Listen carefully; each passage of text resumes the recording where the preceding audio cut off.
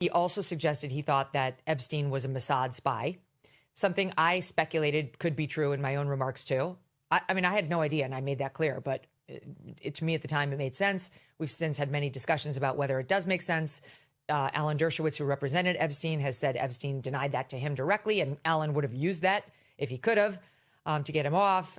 Ehud Barak has said it wasn't true, and he used to run the IDF in addition to Israel, but he was also extremely close with Epstein. So take it for what it's worth. Okay. Tucker got criticized by the pro-Israel crowd for his remarks at the Turning Point event. Charlie also had threats from donors thereafter saying, if you don't get rid of Tucker Carlson, like, we're done.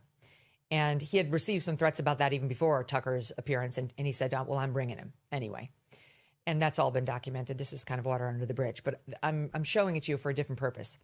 Tucker on that broadcast said the following about his backstage conversations with Charlie before he went out there.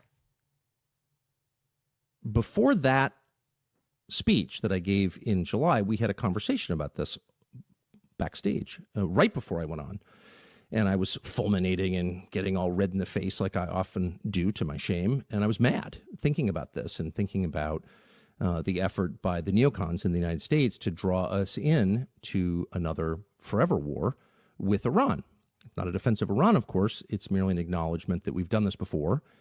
This happened in Iraq, which we entered into at the behest of those same foreign policy strategists, and it didn't work. And so I was going on at some length backstage with Charlie, and I said, probably not going to talk about that. I'm not going to torture you. I know your donors hate this when I say that.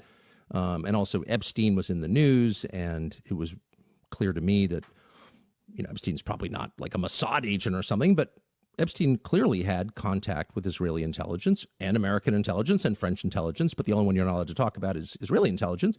But it seemed true to me, and I had done some work on that. I knew a bunch of people pretty close to that story, so I thought that. And I said that to Charlie, and I said, but I'm not going to say that because I don't want to make your donors mad. I know it's just going to be like an endless flurry of text telling you to stop or you're going to lose a bunch of funding. And he looked at me, I'll never forget it, and said, go all the way. Do it. Go all the way. I said, man, a lot of things I can talk about. I don't need to talk about that. And he said, do it. So I did it. Now, why did he do that? Because he knew there was a faction within the conservative movement that needed a voice.